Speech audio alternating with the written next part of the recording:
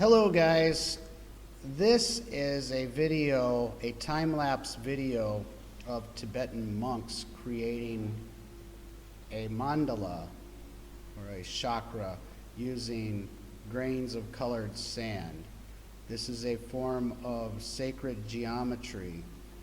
We just discussed how Islamic art uses a form of sacred geometry to decorate the inside of mosques and other architecture. So I want you guys to notice some of the similarity in how geometry is used for religious purposes. We already discussed this a little bit when we were discussing Hinduism, but here you can see that this is a very methodical, precise art form. And I want you to think about why do you think these monks are using sand? Why wouldn't they use a more permanent media like they do in Islamic culture with tiles and mosaic and paintings? Because this sand is not a media that will endure the test of time. So I just want you to think about that. And we're going to go ahead and get started now with the next unit, which is Buddhism. And I know that many of you come from families who probably go to pagodas in Da Nang or Hoi An quite regularly. So a lot of this information will be review for you, or you've heard some of the stories before. So today we're just going to cover the basics up to the Eightfold Path. So let's get started. So Buddha was born in Lumbini, which is in the Terai, the plains of Nepal that are flat farmlands that go up to the base of the foothills of the Himalayas. He was born into the Kshatri caste, which means that his father was a king, part of the aristocracy, ruling class, but they were not Brahmins, they were not priests. So according to the Hindu caste system, they were Kshatris. And they were Hindus. They were not Buddhists. There were no Buddhists when Buddha was born, but there were some traditions that were similar to Buddhism. His father and mother chose a wife for him when he was 16 years old, and he had one baby boy. When he was 19, he left the palace. His father never wanted him to leave the palace because when he was born, a hermit, sage, a holy man, a wise man, told his father that he would either become a great wheel-turning monarch or he would become a teacher of the world. So his father tried to protect him from seeing anything negative outside of the palace because he wanted Buddha to follow in his footsteps and become a great king. But one day he went out with his attendant, which is like his friend and servant, and they left the palace, and during his time outside of the palace walls, he encountered suffering. He saw an old man, he saw sick people, he saw a dead body, and he saw ascetics. Ascetics are people who do not eat very much, they do not sleep very much, they wear very, very simple clothes or no clothes at all. And all of these things made him wonder why there was suffering. Why should all these people suffer? And why did these ascetics live this kind of lifestyle? So he realized the true nature of life, of existence, and he went back to the palace thinking how he could solve this problem of suffering.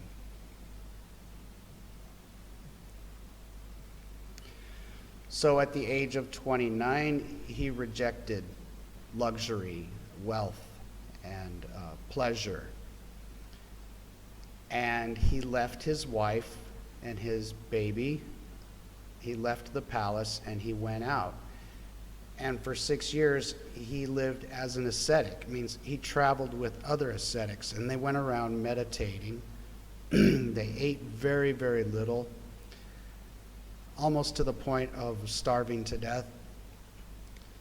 And they basically traveled from place to place, begging for what little food they did eat.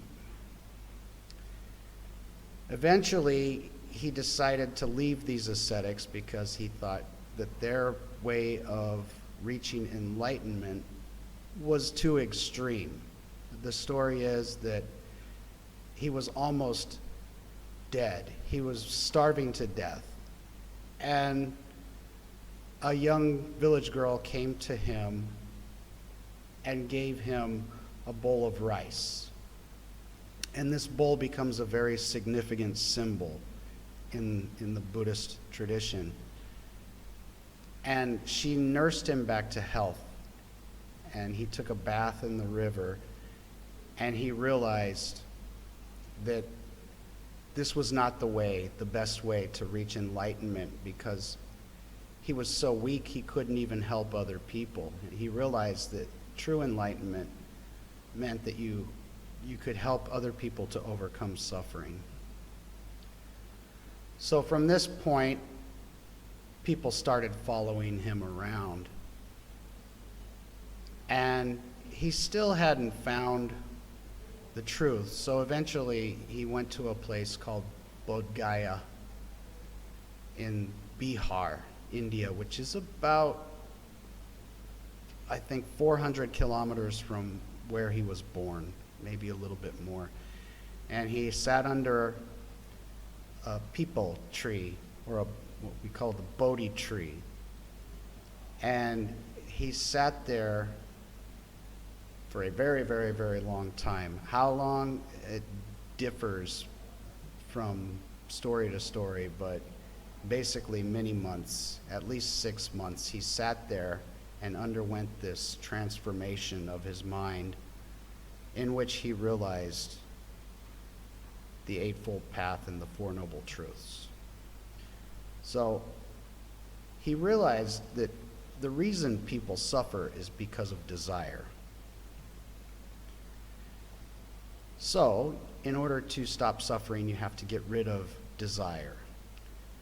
And desire is caused by wanting pleasure or wanting wealth, wanting things that you don't have, not being able to be happy with your life as it is. So he realized that no matter what you want, you're always going to be wanting more. You're not ever going to be satisfied. And even the things that bring you great pleasure, that you love so much, eventually they will also bring you suffering. So basically, he realized that no matter what you want in life and what you desire, and what brings you pleasure and happiness, eventually, even those things, no matter how good they are, they will bring you suffering. So he decided to lay out a plan based on the Four Noble Truths. And the first noble truth is simply the realization that there is suffering. Life is suffering. People get old, people get sick, people die, and throughout your life you go through transformations and you have problems. And so even though we enjoy life and happiness, we realize that life is still full of suffering.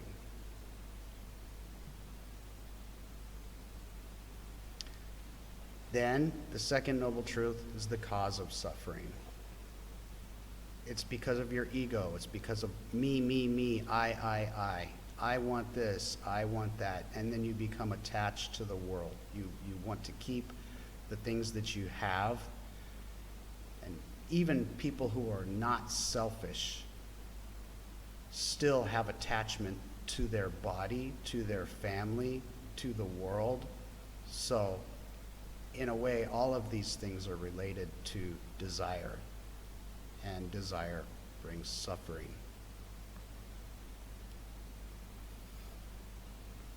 The third noble truth is the solution.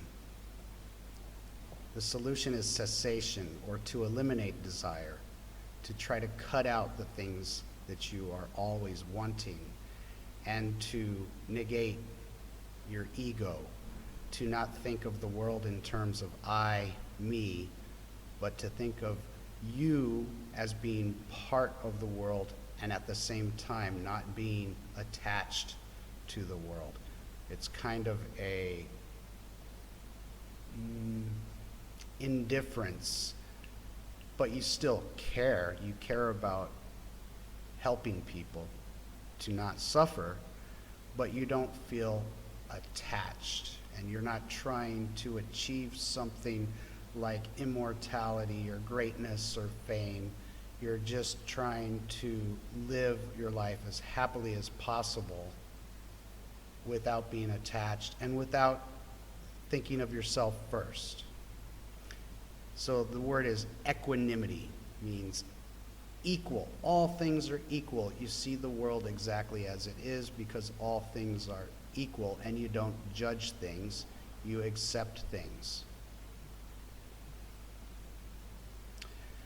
So, the fourth noble truth is the Eightfold Path. To reach nirvana, one must follow the Eightfold Path. So Buddha basically said this. He didn't say this was the absolute truth, everybody has to follow this. No, he didn't say that. He basically said, these are the four truths, and the fourth one is the solution to the problem. If you follow the Eightfold Path, you can overcome desire and suffering. So he laid out a system for people to follow based on their own experience.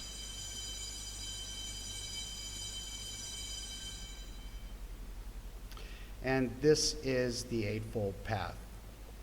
Right view, or the right point of view, right perspective on a situation, which again is the equanimity, or seeing things, all things as equal, but having a discriminating intelligence to see the differences between things. Having the right intention, which means your intention is everything in what you do. So no matter what you do, you have an intent behind that. So what is your intention of getting 100%, doing your homework? Or what is your intention for having the friends you have rather than a different set of friends? The right speech means say the right things. Control your speech. Don't gossip and spread lies. Don't say mean things to people. Always be mindful of what is coming out of your mouth. The right actions, lead by action. Behave physically in the right way. That your intention and your speech and your actions are harmonious in what you do, so that you share an example of this Eightfold Path. Right livelihood, that means don't earn your living by doing bad things. Don't commit crimes. Don't cheat people. Choose something in your life that benefits other people in your line of work. Maybe you're a farmer, maybe you're a monk, maybe you're a businessman, but choose to live your life in a way that doesn't hurt other people. The right effort, it means you have to be consistent and you have to be motivated to continue the right actions and speech and intentions every day, to make the effort so that you don't accumulate bad karma. And we'll talk about karma a little bit later, maybe in part 2. The right mindfulness means when you think, your thoughts must be pure. You must be conscious. You must be conscious of the fact of what you are thinking about, so that you can train your mind to think about good things instead of bad things, and just be aware of your surroundings. And then the last one is the right concentration, which basically is about meditation, or anything that you do that you need to focus on intently, to keep your thoughts focused on a specific task or a specific idea. So you need to be able to meditate or learn to concentrate on one thing at a time, or at least one area at a time, rather than letting your mind fly off in different directions. You have to be able to focus it, dial it in. And if people follow the Eightfold Path, they will achieve nirvana, or enlightenment, which is, Buddhism doesn't necessarily have a literal kind of heaven at the end of the line, of the end of life. Some of you have maybe heard of Amitabha's paradise in the West and so on, but that's still not the end of it all. So the Eightfold Path leads to nirvana if you're able to master it, which means that you don't have to be reborn. You don't come back. You're not reincarnated. You achieve nirvana. You can achieve enlightenment in this life, and then after you die, you enter nirvana, or paranirvana, after death, in which you do not have to be reincarnated. You get off of the wheel. And people who achieve nirvana in their lifetime achieve this kind of ultimate realization of the nature of existence in the world. So it's a pretty special thing, but it's not the same thing as Judaic, Christian, Islamic heaven. It's almost like the opposite, because in heaven you still exist, but in nirvana you don't really exist anymore. People can still worship the Buddha, pray to the Buddha, look at the statue, and they say, there's something there. What is left is his teaching and a kind of eminence, a kind of energy. But the teacher has gone. He's gotten off the wheel. So it's essentially to escape from samsara. Samsara we'll talk about in part 2 also. So this is the end of part 1, and stay tuned for part 2. I will be assigning some videos and possibly some short readings, and we will continue with this topic on Monday. Have a nice weekend, guys.